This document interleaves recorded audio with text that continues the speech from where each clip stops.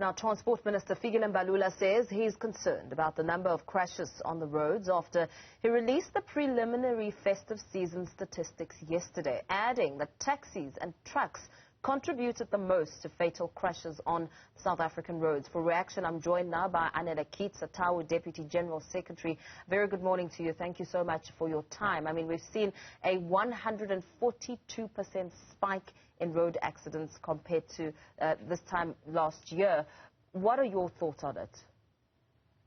Good morning to you and your listeners. As SATAWU, we are very devastated by these statistics. We are also disappointed by the fact that although we had stakeholder engagements within the trucking industry in road freight, in some areas with taxi owners, it seems as if that didn't yield any results, because we have this concern that during this time we understand that taxi drivers, they drive at speed for rushing to make many loads.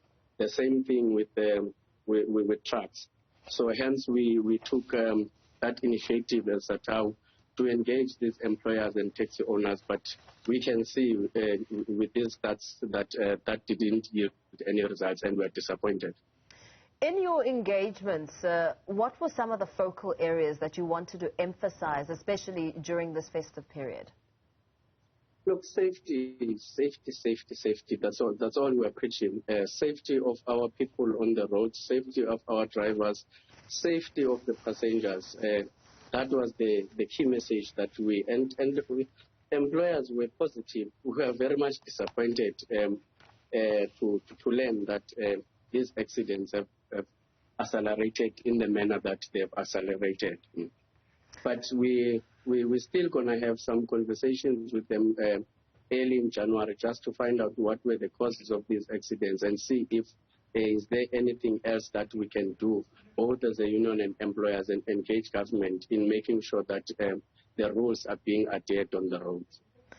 You speak about safety, you speak about the rules being adhered to on the roads, but when it comes to some of the major challenges in ensuring that those processes are indeed followed, what have you noted as perhaps a loophole that needs some urgent attention? No, look, we had an engagement with traffic in Ekurhuleni, where we were saying that, look, you are not assisting us because some of these trucks are not roadworthy, but they carry a lot of stuff that they are transporting around, including taxis.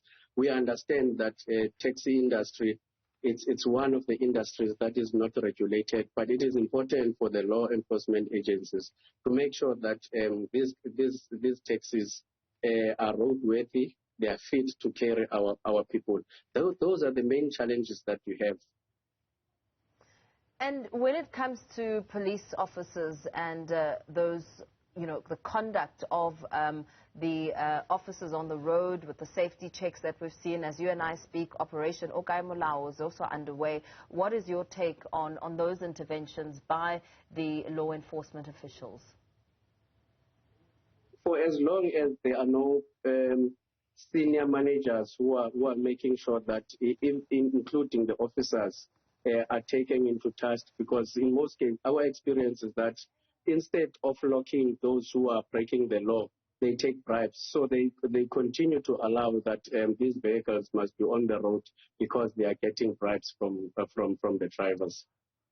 And we also know, we've noted the weather changes and a lot of thunderstorms and heavy rains. Do you think that also has a bearing on the numbers that we're seeing? It is indeed, and negligence, because people continue to drive at a high speed whilst the weather is so bad on the road. We are trying by all means to talk to even our members who are drivers that, look, if you know that you can't see an oncoming vehicle, why do you need to go on the road? Why can't you pull off the road until the weather is better so that you can continue with your journey? Because safety of yourself and the vehicle that you drive and other people who are using the road, it's much important to us. Government, in their efforts to ensure that more and more people are vaccinated, have set up pop-up vaccination sites across some of those major, highways, and where police officers have also come out to conduct the roadblocks. What are your thoughts around the vaccination pop-up sites being set there, and also the criticism that the side effects of the vaccine may also affect a driver? Well, look, we believe as SATAWU that is one step into the right direction. But we don't believe that at this point in time people have to be, it should be compulsory to vaccinate. But we understand that still these vaccines, they have side effects, and that might affect these drivers because they are expected to be at work. We know that people respond differently to vaccinations. Others, they get sick for the next 2 days before the vaccine can, be used to their body. But they're expected to work on the basis that they need to feed their families. We are also trying to engage on that with employers, especially in the road freight industry, because they are driving long distances.